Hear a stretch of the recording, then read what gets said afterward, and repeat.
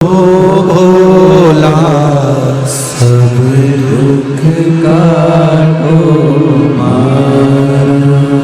16 श्राद्ध में 16 दिन आर्यमा स्वामी पितरों को पितृलोक चंद्रलोक से ऊपर पितृलोक से लेकर निकलते हैं। जैसे आपके यहाँ चतुर्थी का श्राद्ध है तो चतुर्थी के श्राद्ध वाले दिन जितने भी चतुर्थी के श्राद्ध वाले हैं सब जगह पर पितरों को भेजते हैं, उनकी छतों पर छोड़कर आते हैं। फिर 7 दिन तक श्राद्ध वाले 16 दिन तक पितृ पूरी पृथ्वी पर मृत्यु लोक में भ्रमण करते हैं, श्राद्ध का भोजन करते हैं। एकम का श्राद्ध जिसका होता है उसको भेजते, दूज का जिसको भेजते, तीज का जिसको भेजते। इनको लेकर उस दिन वापिस नहीं जाते, इनको अमावस्या वाले दिन लेकर जाते। 16 दिन श्राद्ध के पूर्वज पितृलोक छोड़कर चंद्रलोक छोड़कर मृत्यु लोक में रहते, भ्रमण करते रहते।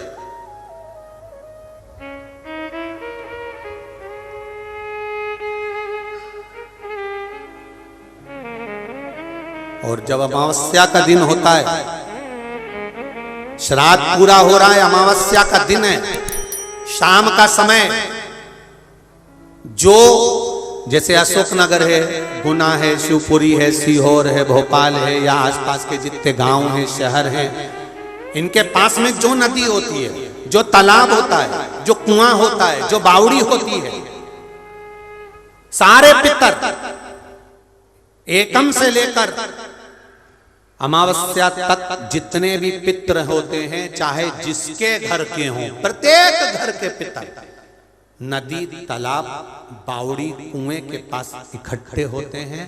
क्योंकि पितर 16 दिन भोजन ग्रहण करने के बाद अमावस्या के दिन पानी पीने के लिए गांव की बावड़ी, तालाब, कुआं, नदी पर जाते हैं और वहां पानी का आचमन कर कर हाथ में जल लेते हैं। आर्यमा स्वामी कहते हैं कि जिसने आपको भोजन कराया है, जिसने आपको आमंत्रित करा है, जिसने आपको बुलाकर सम्मान दिया है, आप अपने पुण्य उनके खाते में दीजिए। तो पितर हाथ में जल लेकर उनका नाम लेकर कि मेरे मंझले बेटे ने, कि मेरे बड़े बेटे ने, कि मेरे छोटे बेटे ने, कि मेरे चौथे बेटे ने, कि मेरी बेटी ने, कि मेरे उसने भोजन कराया, उनका नाम लेकर पितर जल छोड़ देते हैं। तो साल भर उसके यहाँ भंडार भरा रहता है और वो उन्नति की ओर बढ़ता है। इसलिए सनातन हिंदू धर्म में नियम है कि 16 श्राद्ध के 16 दिन पूरे हो और अमावस्या का दिन हो, आपने ब्राह्मण को भोजन कराया ना कराया, आपने पिंडदान करा ना करा, आपने तर्पण करा कि न करा, आपने किसी को एक अंश भी किसी को दिया कि नहीं दिया, आपने गाय को रोटी दी कि नहीं दी, आपने कौवे को कागल दिया कि नहीं दिया, आपने स्वान को भोजन दिया कि नहीं दिया। पर एक काम जरूर करो कि अमावस्या के दिन शाम के समय तुम्हारे नगर में, मोहल्ले में, गांव में, खेड़े में जो नदी हो या तालाब हो या बावड़ी हो या कुआं हो, कोई भी एक जगह पर जाकर एक घी का दीप अवश्य लगाना चाहिए अपने पूर्वजों के नाम से। तो पूर्वजों को वो जो दिया की रोशनी होती है ना, वो दिए की रोशनी को पाकर पितर पूरी रात्रि भर भ्रमण, इसलिए कहते हैं ना दूसरे दिन देवी जी बैठने वाली रहती है, इसलिए कहते हैं अमावस्या की रात्रि बड़ी भारी होती है। क्यों कहते हैं? क्योंकि पितर सब इस मृत्यु लोक से चंद्रलोक होते हुए पितृलोक जाते हैं। तो जो दिया जलाता है उसके पूर्वजों को प्रकाश, रोशनी और राह मिलती है। तो उसकी जिंदगी में कितनी भी उलझन चल रही होती है, कितना भी काम अटक रहा होता है, कोर्ट में केस भी चल रहा होता है, या कितनी बड़ी भी बीमारी हो रही होती है, अगर वो अमावस्या के दिन शाम के समय दिया लगा देता है नदी के घाट पर या तालाब या बावड़ी या कुएं के घाट पर, तो उसकी जिंदगी में जितनी अटकलें आती हैं वो सारी समाप्त हो जाती हैं और रास्ता मिल जाता है। इसलिए अमावस्या के दिन का महत्व है। लगाइए आप श्राद्ध पक्ष की अमावस्या के दिन शाम के समय दिया नदी, तालाब, बावड़ी या कुआं कहीं भी एक जगह पर जाकर अपने पूर्वजों का स्मरण कर कर सिर पे माताओं से निवेदन है पल्लू रखकर, जिससे पूर्वजों का आशीर्वाद बना रहे। और पुरुष वर्ग अगर साथ में जा रहे हों तो धोख लगाकर प्रणाम कर कर, झोली पसार कर प्रणाम करना कि मेरे पितर, जब दिया लगाओ तो झोली पसार कर प्रणाम करो मेरे पितर, मेरे घर में खूब भंडार भर कर जाना, ऐसी कृपा करना और उनको कहकर जाइए। आज रहनी के साथ में वही हुआ। भोजन का सामान आ गया, ब्राह्मण भोजन कर लिए, संत भोजन कर लिए, साधु भोजन कर लिए। अब आई अमावस्या, अमावस्या के दिन सब पितर इकट्ठे हुए। सबसे पूछा गया आपको श्राद्ध पक्ष में अच्छे से भोजन तो मिला? आर्यमा स्वामी सबसे पूछते हैं, सबको भोजन तो मिला? सबसे पूछा।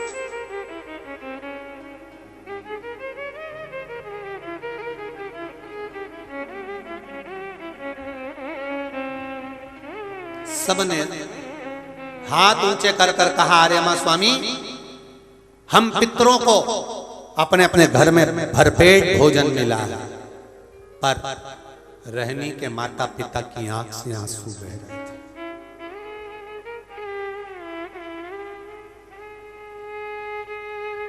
रहनी कि माता पिता की आंख से आंसू बह रहे हैं। रहनी के माता पिता रो रहे थे तो पूछा, पितरों के स्वामी आर्यमा ने, क्या बात है आप रो रहे हो? आपकी आंख में से आंसू गिर रहे हैं, क्या हुआ? क्यों रो रहे हो? किस लिए रो रहे हो? रोने का कारण क्या है? कहा, मेरे बेटे के घर गई थी भोजन करने के लिए, पर वहां तो मायके वाले जिम रहे थे तो भोजन नहीं मिला। पंचमी का श्राद्ध था हमारा, हम गए थे, भोजन नहीं मिला। तो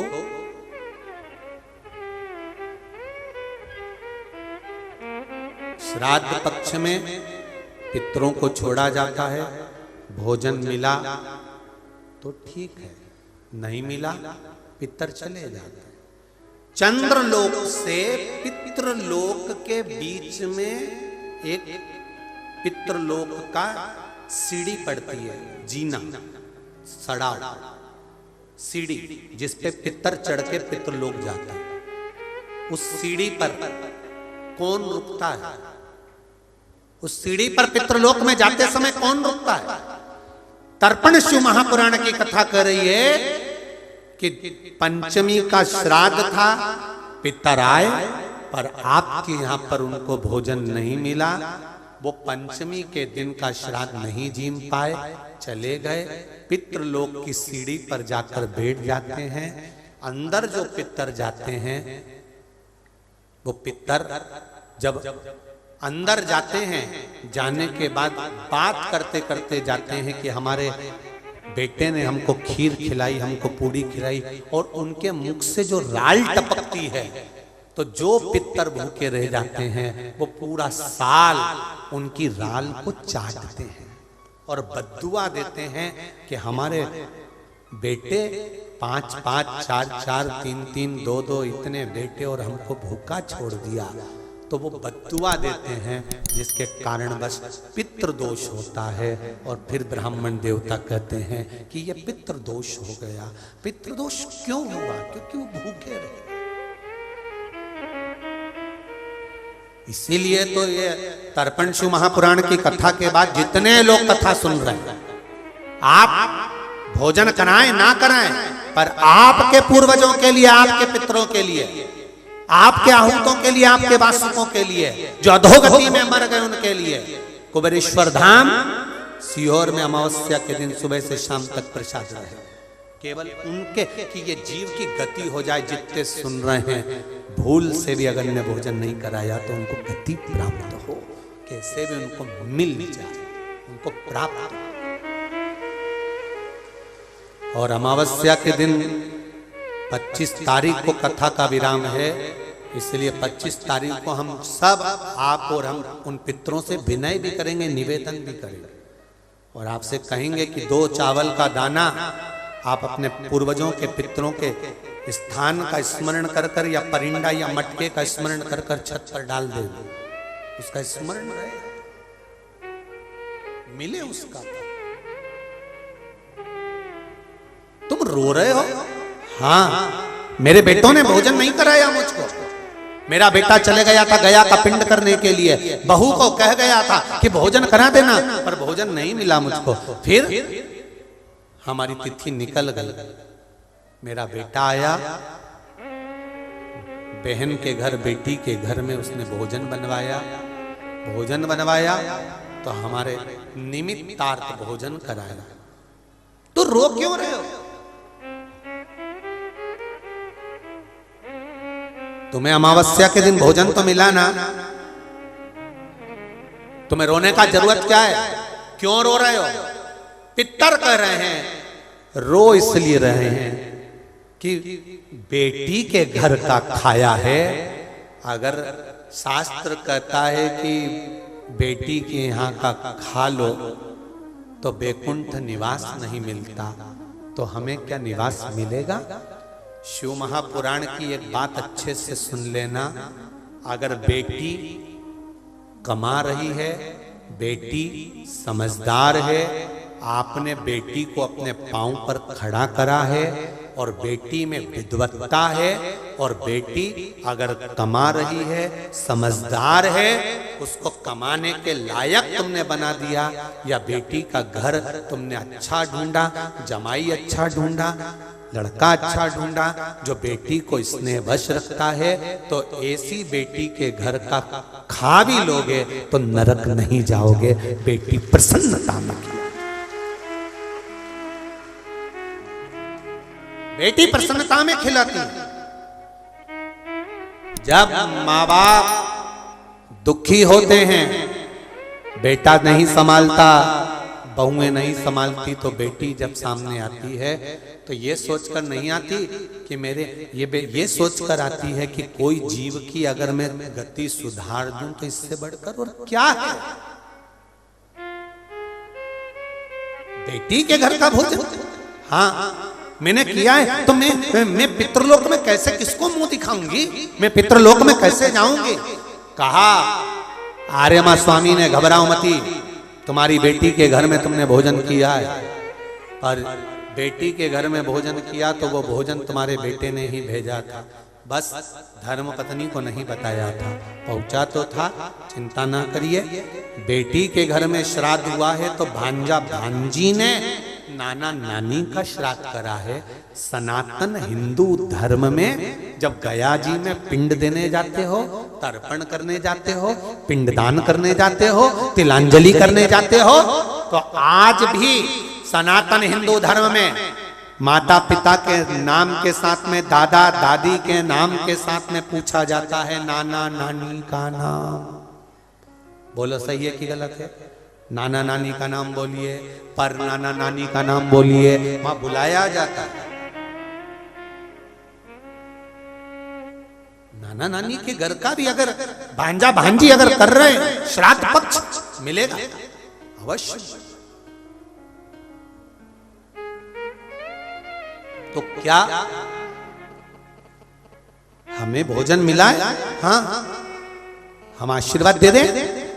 रुको, रहनी शाम के समय दिया लगाने आएगी उसके बच्चों को लेकर। कुछ ऐसा दे देना, कुछ ऐसा दे देना कि रहनी को लकड़ी नहीं बेचना पड़े और बच्चों को भूखा नहीं रहना पड़े।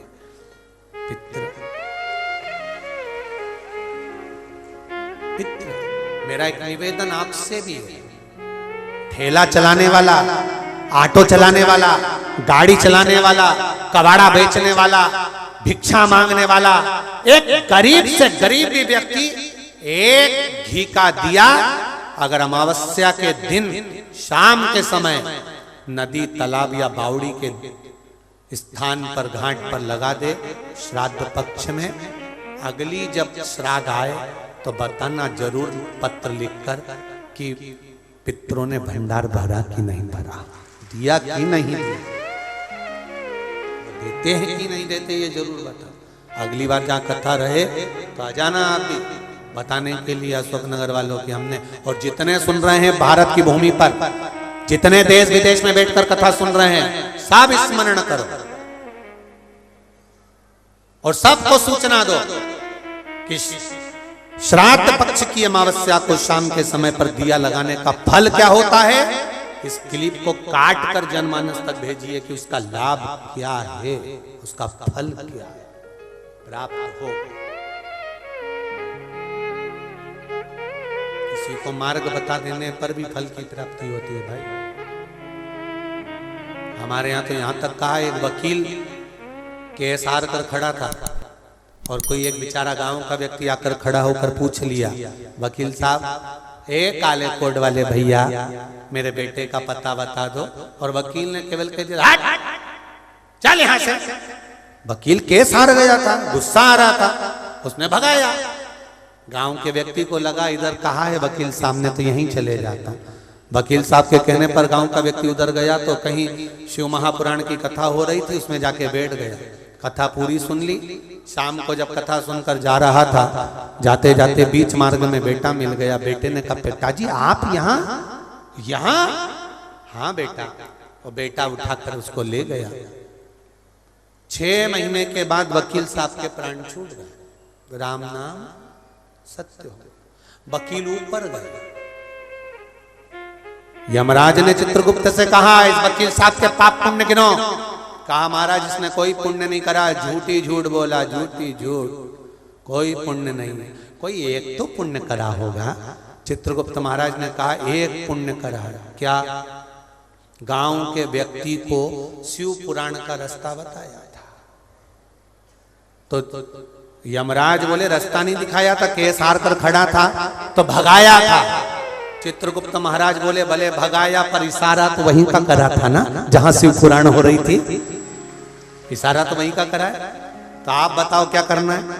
धर्मराज ने कहा एक काम करो, इसने शिव महापुराण का रास्ता बताया तो इसको वैकुंठ का रास्ता बताता हूं। वैकुंठ का रास्ता, बस मार्ग प्रशस्त हो जाता। गृहिणी शाम को दिया लेकर पहुंची। गृहिणी शाम को दिया लेकर पहुंची घाट पर, जहां पर पितर जल का प्रतीक्षा कर रहे थे, पानी पीने की तैयारी में थे। और पितर पानी का आचमन कर रहे थे। आर्यमा स्वामी ने आवाज लगाई, चलिए।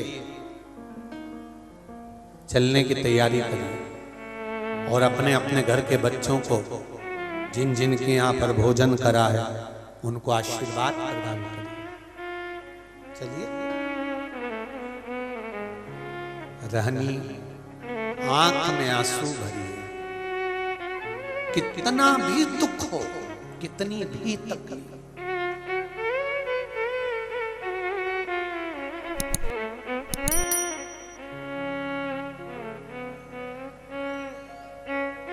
विचार करना।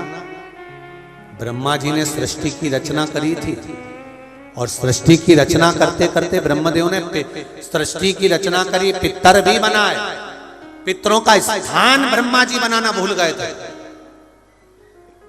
पितरों का स्थान ब्रह्मा जी बैठे थे और पीठ से पितरों का निर्माण कर दिया।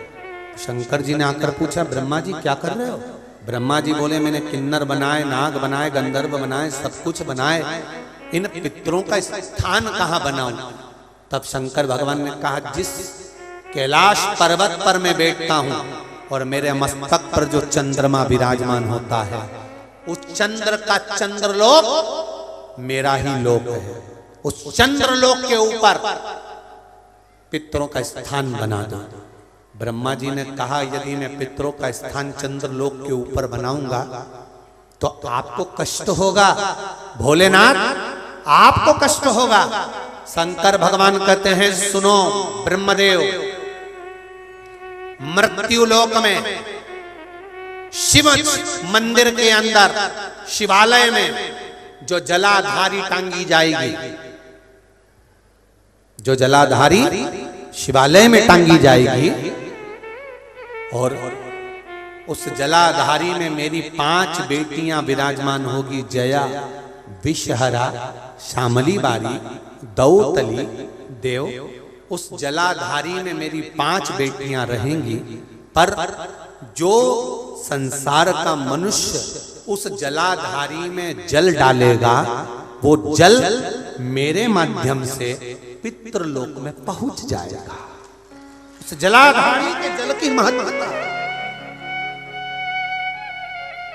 कई लोग कहते हैं कि श्राद्ध में ही तर्पण किया जाता है, कई लोग कहते हैं श्राद्ध पक्ष में तर्पण किया जाता है, कई लोग कहते हैं कि श्राद्ध पक्ष के अंतर्गत ही तर्पण का महत्व है। अरे भाई, बड़े बड़े यज्ञ अनुष्ठान, बड़े बड़े जो उपासना होती है, उसमें भी तर्पण आदि का क्रम होता है, उसमें भी पितरों का स्मरण होता है। और शिव मंदिर में जो जलाधारी बंदी होती है, उस जलाधारी में जब जल हम चढ़ाते हैं तो ऐसा कोई दिन नहीं होता कि हमारे पूर्वजों को जल नहीं मिलता। आप शंकर के मंदिर में जलाधारी में भी 1 लोटा पानी अगर चढ़ा रहे हैं तो वो हमारे पूर्वजों को मिलता है और उसका आशीर्वाद हमको प्राप्त होता ही है, ये निश्चित है। सारी समस्या का हल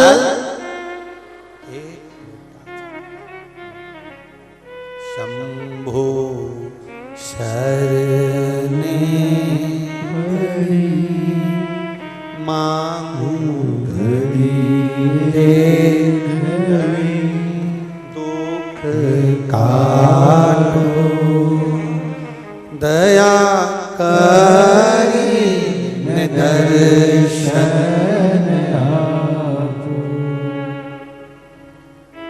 तेरी सेवा में जल ले आई, उसे मछली भी झूठा कराई। जल कैसे चढ़ाऊं भोले, कैसे रिझाऊं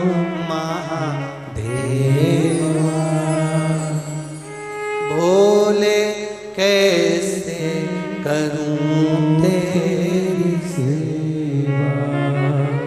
बड़ा मुश्किल है इस संसार सागर से निकल। रहनी आई, रहनी ने आकर दीप अपने बच्चों से कहा, आप लगाओ दिया, दीप लगाओ।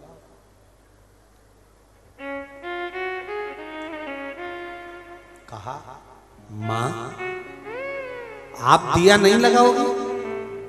मां कहती है मेरा हाथ खाली है। तुम्हारे पिता नहीं, पास में शिव मंदिर था। रहनी के बच्चे दौड़कर शंकर के मंदिर में गए। शिव जी से कहा, क्या मेरी मां दिया नहीं लगा सकती? शंकर के मंदिर में शिव प्रकट होकर रहनी के पास जाकर कहते हैं, साधु के वेश में नारी अगर सौभाग्यवती है तो भी दिया लगा सकती है, और सौभाग्य नहीं तो भी लगा सकती है, पूर्वजों का उद्धार कर सकती है। पितरों के उद्धार के लिए ये नहीं देखा जाता कि ये भोजन बनाएगी कि नहीं बनाएगी, वो बनाएगी कि नहीं बनाएगी, वो करेगी कि नहीं। नहीं नहीं, पितरों के उद्धार के लिए आप छोटे हो, बड़े हो, मंझले हो, संजले हो, जो भी हो, शिव की कृपा पर है। रहनी ने दिया लगाया, नाना नानी ने आशीर्वाद दिया, हमको भोजन मिला है।